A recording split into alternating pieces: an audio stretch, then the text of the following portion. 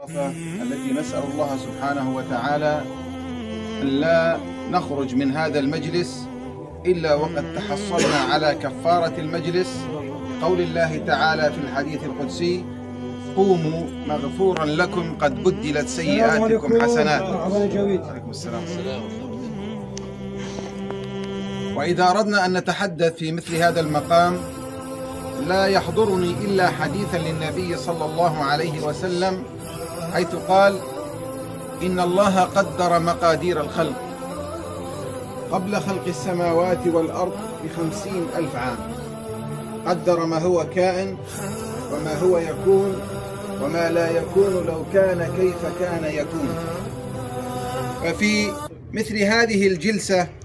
التي يجتمع فيها أبناء العمومة أو الإخوان، حثنا النبي صلى الله عليه وسلم وحثنا القرآن وحثتنا الشريعة الحنيفة على البينة،